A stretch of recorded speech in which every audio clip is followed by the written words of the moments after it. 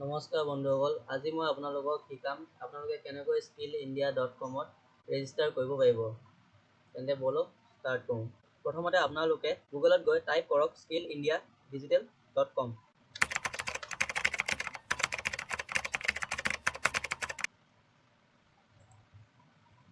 এতিয়া আপোনালোকে প্ৰথম অপশ্যনটো দেখা পাইছে, তাত আপোনালোকে ক্লিক কৰক। এতিয়া আপোনালোকে ওপৰত অপশ্যন এটা দেখা পাইছে ৰেজিষ্টাৰ বুলি, তাত আপোনালোকে ক্লিক কৰক।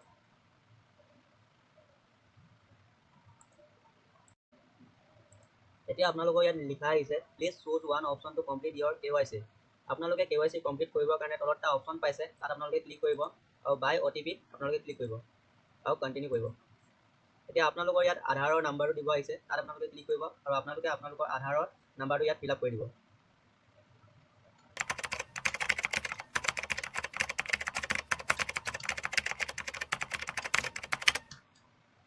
মই ইয়াতে ফিল আপ কৰিলোঁ। এতিয়া মই ইয়াত আই এগ্ৰি বুলি অপশ্যনটোত ক্লিক কৰিম আৰু কণ্টিনিউ কৰিম। এতিয়া আপোনালোকৰ আধাৰ নাম্বাৰত এটা OTP যাব, ইয়াত ফিল আপ কৰি ল'ব।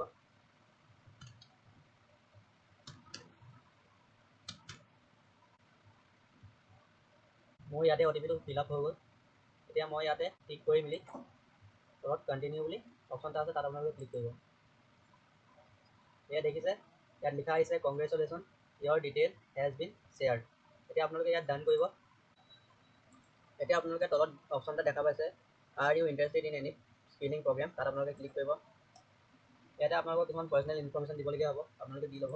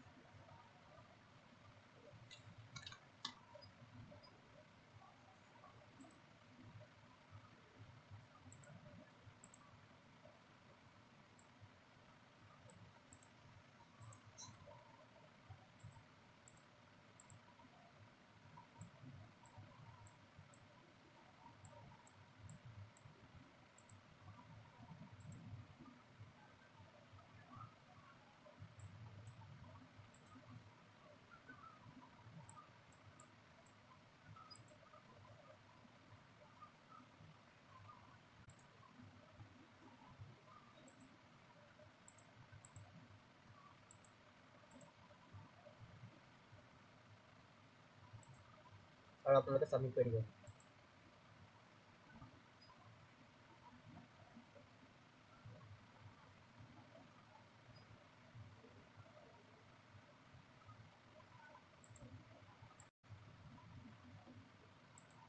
আপোনালোকে ওপৰতে অপশ্যন এটা দেখা পাইছে স্কিল কোৰ্ছ বুলি, তাত আপোনালোকে ক্লিক কৰিব। ইয়াৰ পৰাই আপোনালোকে আপোনালোকৰ কোৰ্ছ চিলেক্ট কৰিব পাৰিব। মই এগ্ৰিকালচাৰ চিলেক্ট কৰিছোঁ আৰু মই ইয়াৰ পৰাই কোৰ্ছ এটাত এনৰোল হৈ ল'ম। মই এইটোতে এনৰোল হৈ গৈছোঁ। এতিয়া অপশ্যন এটা আহিছে এনৰোল বুলি, তাত মই ক্লিক কৰিছোঁ আৰু ইয়াতে কোৰ্ছৰ এপ্লিকেশ্যন আহি গৈছে, আপোনালোকে পঢ়িব পাৰে। মই ইয়াতে আই এগ্ৰি বুলি অপশ্যনটোত ক্লিক কৰিছোঁ আৰু ছাবমিট কৰিছোঁ। আৰু মই কোৰ্ছটোত এনৰোল হৈ ল'লোঁ। এইদৰে আপোনালোকে স্কিল ইণ্ডিয়াত ৰেজিষ্টাৰ হ'ব পাৰিব। যদি ভিডিঅ'টো ভাল লাগিলে তেন্তে লাইক, শ্বেয়াৰ আৰু ছাবস্ক্ৰাইব কৰিব নাপাহৰিব।